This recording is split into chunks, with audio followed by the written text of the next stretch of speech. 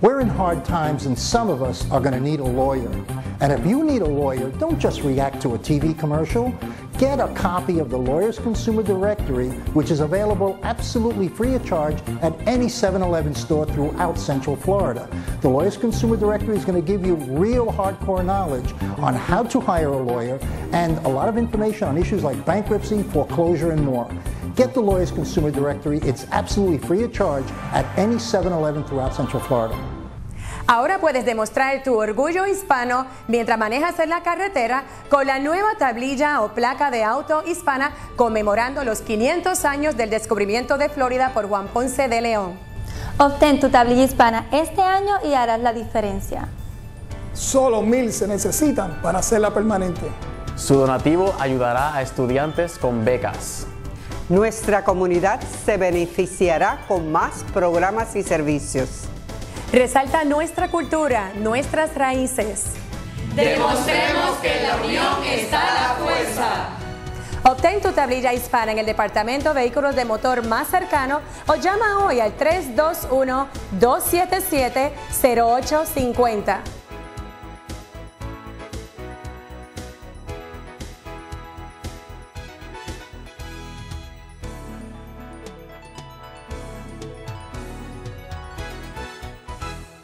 Welcome back to Hispanic Speak Out. It's part of Bright House TV along with the one and only Danny Ramos. I'm Jose Miranda, and alongside me is Glenda Chauncey, and we're here bringing you the best and brightest of what's going on around in the area. Tonight's guest is Gus Martinez, who is the founder of Miles Help Through Christ Center. Is that correct? Miles of Help Through Christ, yes. Okay, welcome. Thank you. Thank you for having me here. So, what is a milestone of Help Through Christ? What is it? Miles of Help Through Christ is a 501c3 nonprofit that is dedicated to helping the homeless. We've been doing it since February 6, 2010. And what we do is we gather resources, we pull them together, go out to the streets every 2 weeks, we bring them to the homeless. We not only bring food, clothes, toiletries, but we also try to get them to employment. From employment, we try to get them into their own apartments, ending their cycle of homelessness instead of perpetuating it. Okay. How long have you been doing this? About 2.5 years now. Okay.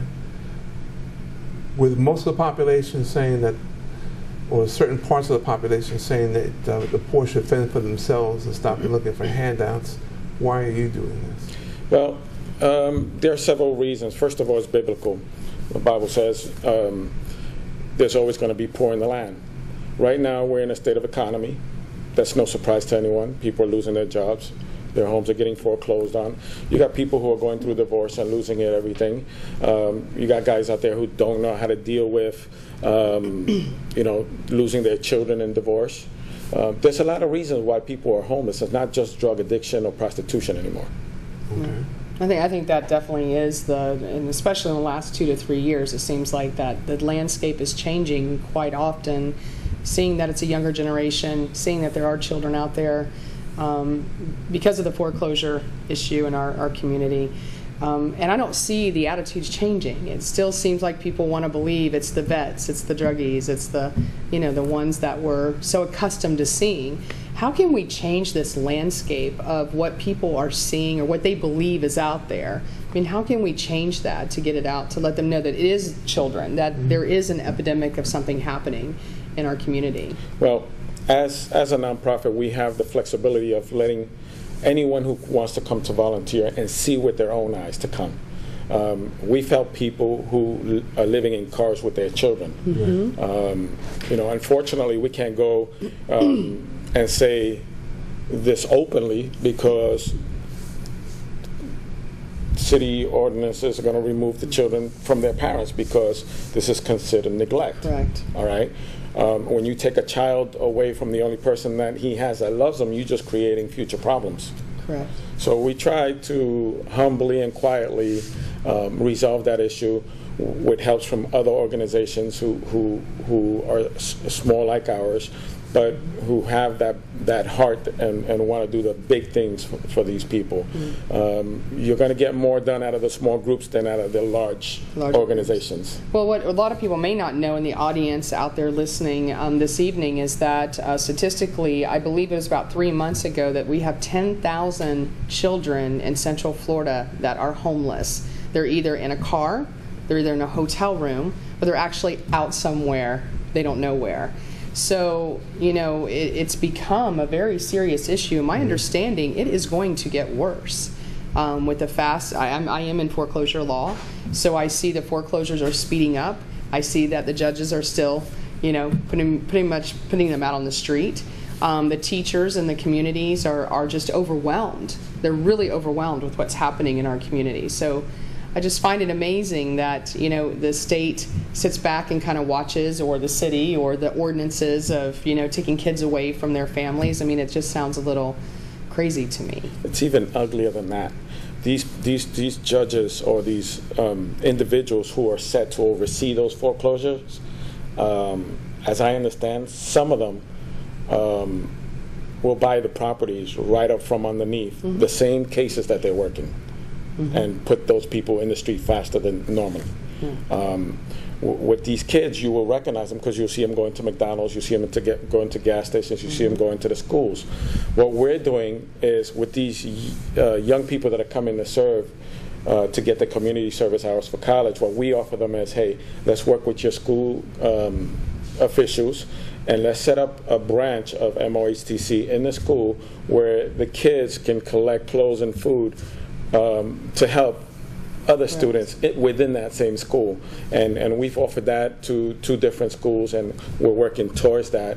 We don't have an official word yet, but if students can work to help other students and get community service hours, we're teaching our kids to be givers, not just takers. And when it's really hard too, because a lot of these children, it's you know, it's tough enough to be in a school where you're dealing with everyday bullying. You know, kids can be very cruel, and the unfortunate side of this, and someone who works in this field, you know, that the parents are ashamed.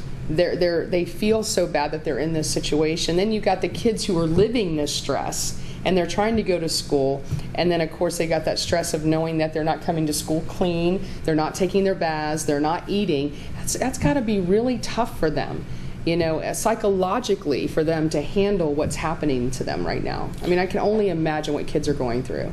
And the bullying issue, I mean, that's something, they have a hotline set up for that.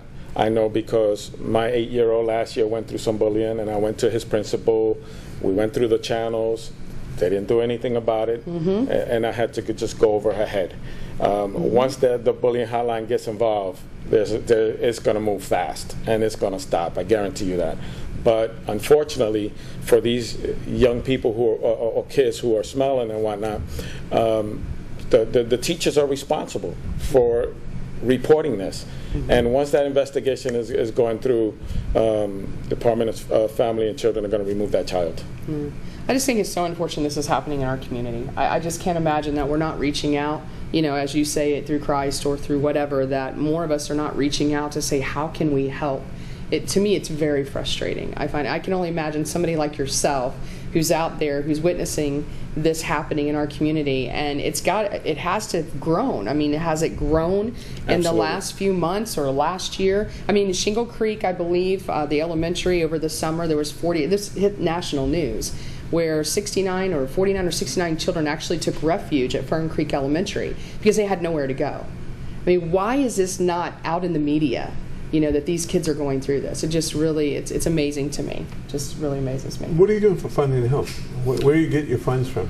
Unfortunately, we get our what little support we get from the community, from social media, people who have that tender heart, who believe it or not, themselves have been homeless or have been close to being homeless or poor themselves. Unfortunately, we haven't gotten any kind of funding to even get our own office.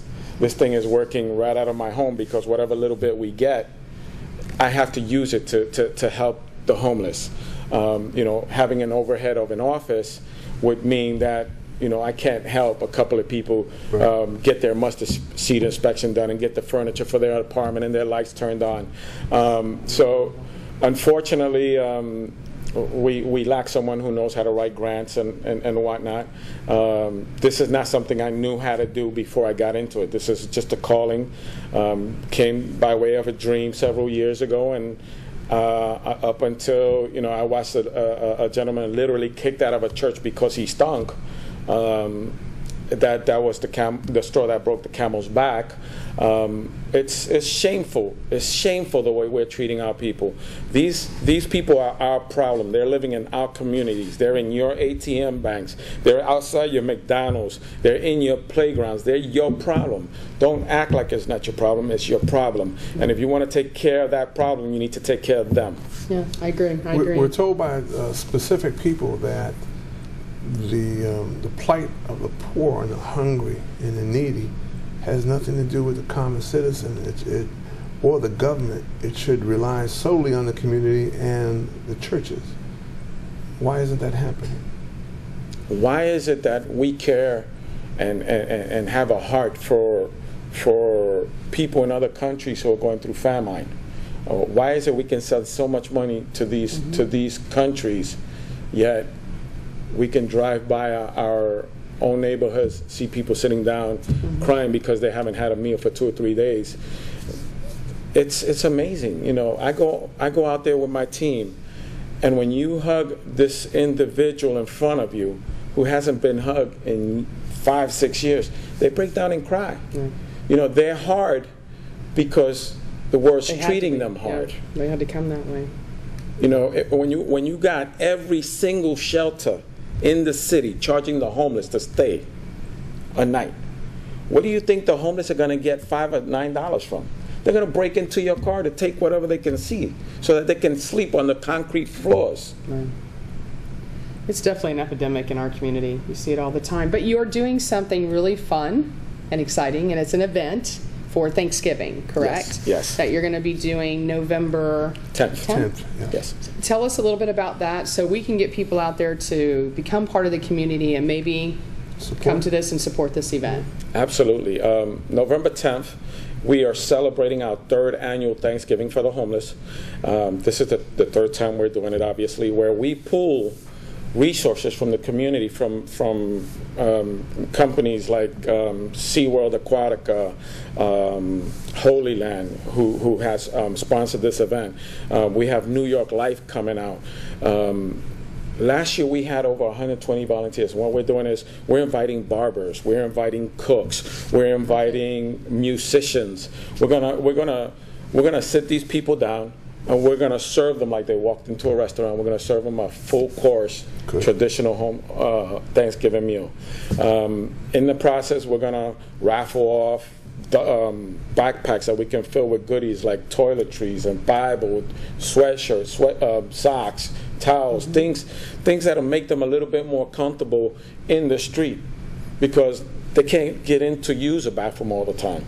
So even a little packet of wipes helps them clean up a little bit.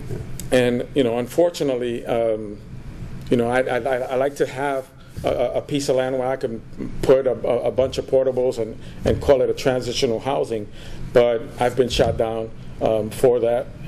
We are looking to be able to do that. Give us the address where we can reach you, phone number.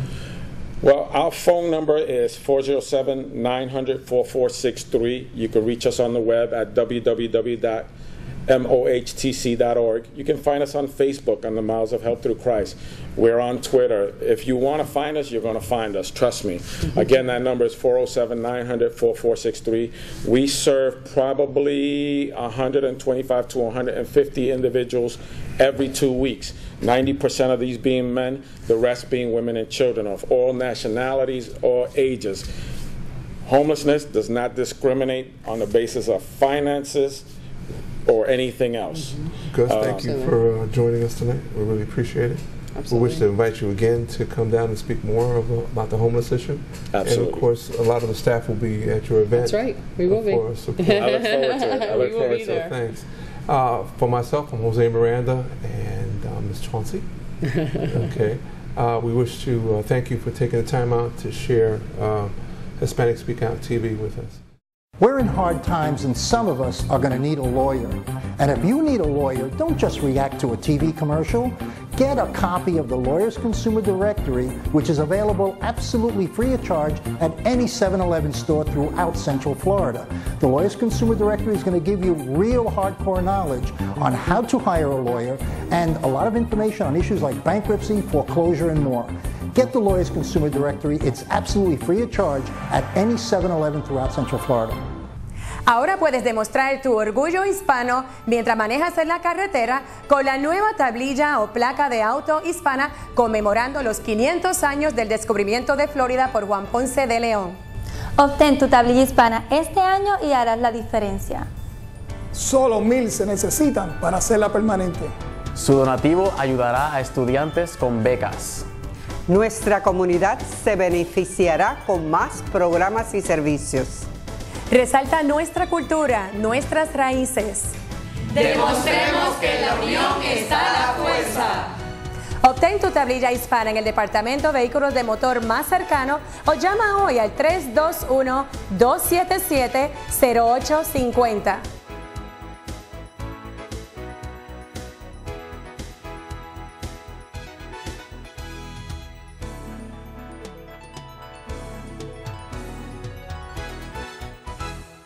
And welcome back to Hispanic Speak Out TV with Bright House. And this evening we happen to have as our guest Ms. Joyce Whidden, the Executive Director of Adult Literacy League, and also Janelle Stevens, who is the Development and Communication Director. Correct? That's Got correct. it right? Good. All right. Awesome. Just a little bit about what your company is and what the scope of the Adult Literacy League is here, I guess, in Orlando. Is that where we're located? We actually are located in Orlando, but we serve Orange, Osceola, and Seminole County. Okay. And we're delighted to be here. September is Literacy Month, so it's a great time to talk about the situation of adult literacy in Central Florida. And in fact, in our community, approximately 1 in 5 of our neighbors and fellow citizens and residents does not read at a functionally literate level. In other words, they read at or below the 6th grade level. Many, of course, are new speakers of English, and they're trying to get their skills improved to manage the job market. And these people have challenges that prevent them from filling out job applications, finding an intersection on a map, all kinds of things that you and I would take for granted, Glenda. These are folk who struggle with this every day. And the Adult Literacy League is there with our program services to make sure that our friends and neighbors can get the literacy skills that they need to be successful and help their families. Very good. And is there an age? Is there a percentage of ages that fall into younger, middle, older? This is a problem that affects actually all generations. We serve students from 18. Currently, our oldest student is 82. We have had students well into their 90s. It's a very common problem throughout the generations. Lots of reasons why people didn't learn to read when they were in school, and of course, many of our older students just didn't have the opportunity to go to school. Well, that's interesting. Didn't know that was an issue across the community. It's definitely really an issue in the community and in the country. In the country. Our statistics here are reflective of the national statistics as well. The national statistic is 1 out of 7 adults struggle with reading. Wow. How these people get through school? I'm trying to... Well, it's amazing. People take schooling for granted, but there's a lot of reasons why schooling is interrupted. Students may have a learning difference or a learning disability. Students coming to us from other countries may not have had the same educational opportunities.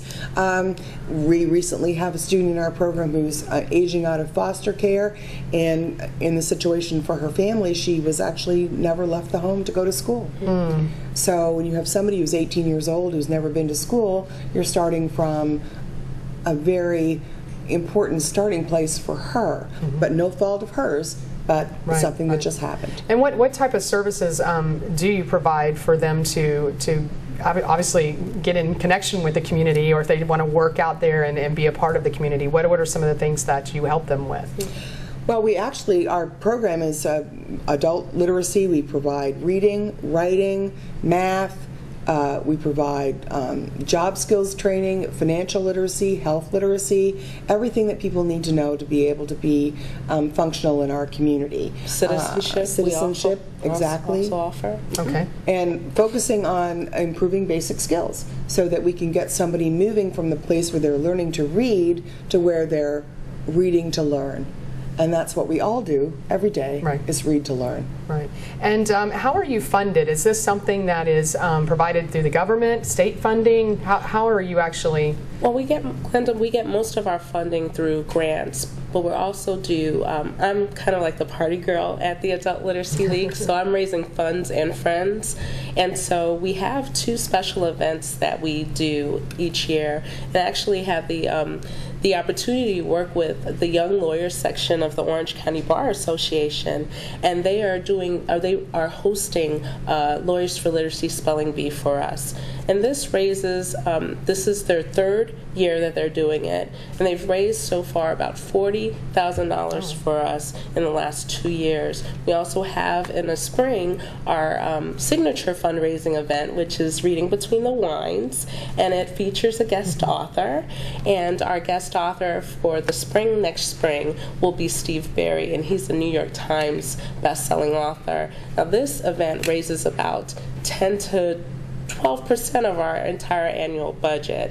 So we're really working with the community and working with finding new friends for the Adult Literacy League so that we can raise more funds to do what we do. Now, because I know I'm working with the government and being around these government grants and programs that are offered, and they kindly give them to you, right? Or well, we have actually very little government money. Most of our money comes from individuals, private foundations, businesses, special events. We are very proud to be a recipient of a grant from the Florida Department of Education through the Workforce Investment Act, which is actually a federal grant, but that's only about 8% of our funding. We're very pleased and proud to be a recipient of Orange County funding for our adult literacy program, but that's pretty much the limit of our government funding. We are honored to be a recipient of United Way support in Central Florida through their grant-funded initiative for building communities, and they fund us for financial sustainability with our adult literacy program. Very nice. And I'm assuming that you're getting grants, private, funding, that kind of thing. Yes, do you foundations, corporations. Okay. And as far as volunteers, do people help you, assist you, train the adults to get them out there? I mean, what happens there? We couldn't do what we do without volunteers, quite frankly. Our program, we train volunteers to work one-to-one with the adult learners in our program. We do have classes at the Orange County Library System, Osceola County Library, Seminole County Library are all partners with us, and we have classes there, group classes. But basically what our students want is a one-to-one tutor. We train volunteers, people just like you, to work one-to-one with a student, and to meet that student once or twice a week for an hour and a half to 2 hours and help them with their basic reading and writing skills or their English language literacy skills. Currently we are serving over 1,000 students a week, and we have more than 450 active volunteers. And what is the average volunteer? Do they work X amount of hours per week, or is it just something they commit to? How do they? Well, yes, we do ask the volunteers to commit at least 1 to 2 hours a week to meet with their student, plus prepare their lesson. Now, obviously, I'm an educator, so I'm going to say twice a week is better. Yeah. But actually, we ask the volunteer for just once a week, and for that hour to 2 hour time frame. We ask for a year of their time. One of the things that Janelle and I have learned as we watch our program grow, that time commitment is important, and consistency is important, and you don't learn to read overnight. I know it took me 8 years to learn to read from the time I was born till I finished 3rd grade. So we like to say to people, you need to make a time investment. Right. And Glenda, we really do depend on volunteers for support and help with our programs. because we have a staff of about 5. And we've been around for 44 years. We're celebrating our 45th anniversary next year. And so we're wanting people to know more about, to know more about us. We're trying to increase our visibility in the community. Well, share some success stories, because obviously that would be something to lead off with tonight. Some really good success stories about maybe a couple of your students or... Yes, I'd love to do that. It's the reason we come to work every day, actually. Just this past year, one of our students who'd been working with a tutor for a couple of years had been working to try and get his driver's license, which would have improved his credential for the work that he was doing. He's a single parent. He's raising his 2-year-old son, and he came to us as almost a non-reader. And he has really improved those skills. And he tried his driver's license a couple of times, and he finally worked with his tutor, and they not only worked on his reading skills, but they determined that they were going to get this driver's license. And he and his tutor, Susie, worked tirelessly, and he finally got his driver's license. We were all so excited. They actually came. We had a little champagne, and not something we do every day, but it was a celebration. It's just one story, but there are many like that. In this last year, we've had 17 of our students have just become U.S. citizens. Oh, so they passed their citizenship test. This is not an easy test. I am myself not from around these parts, and I emigrated to the United States from Canada many years ago and passed the citizenship test myself, and I can tell you that it is a challenge. And for our students, the added challenge is that not only must they learn civics and history and government and all of the rules that our great country is governed by, but they also have a literacy test. They have to learn to be able to read and write and compose a sentence, and so this is really a challenge for them. We are currently batting 1,000. All of our students who have tried their citizenship this year have been successful. Very good. There's 100 questions. Wow. Wow. Well, how can our community know a little bit more about the Adult Literacy League, how they can get in touch with you guys and learn a little bit more about who you are? Sure. We're so excited to be on Facebook and Twitter. You can reach us on Facebook and Twitter at All4Literacy.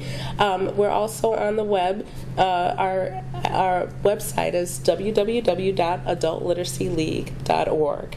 You can reach me anytime. You can call us at 407-422-1540.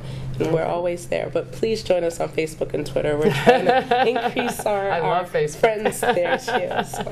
And how about you? Is there a direct contact number? Same number, 407-422-1540. We are open every day, Monday through Friday from 8:30 to 4:30. We're open 2 evenings a week late, so you can reach us up until 8 o'clock on Tuesday and Thursday. We're open on Saturday. We have students coming in for tutoring with their volunteer tutors and also classes. So we're there on Saturday from 9 until 1. Okay, very good. So again, just the website, because I think that's a kind of a long website there. It's www.adultliteracyleague.org. And phone number one more time. 407-422-1540. And at the Adult Literacy League, a person will answer the phone. Very good. Well, thank you for joining us this evening, and Speak Out TV. We're glad to have you as our guest here tonight. Thank you, Glenda. Thank you so much, and have a very good evening. Thank you. Good night.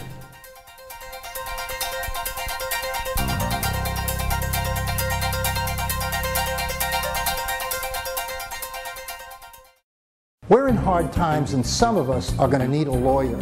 And if you need a lawyer, don't just react to a TV commercial. Get a copy of the Lawyers Consumer Directory, which is available absolutely free of charge at any 7-Eleven store throughout Central Florida. The Lawyers Consumer Directory is going to give you real hardcore knowledge on how to hire a lawyer and a lot of information on issues like bankruptcy, foreclosure, and more. Get the Lawyers Consumer Directory. It's absolutely free of charge at any 7-Eleven throughout Central Florida. Ahora puedes demostrar tu orgullo hispano mientras manejas en la carretera con la nueva tablilla o placa de auto hispana conmemorando los 500 años del descubrimiento de Florida por Juan Ponce de León. Obtén tu tablilla hispana este año y harás la diferencia. Solo 1,000 se necesitan para hacerla permanente. Su donativo ayudará a estudiantes con becas. Nuestra comunidad se beneficiará con más programas y servicios. Resalta nuestra cultura, nuestras raíces. Demostremos que en la unión está la fuerza.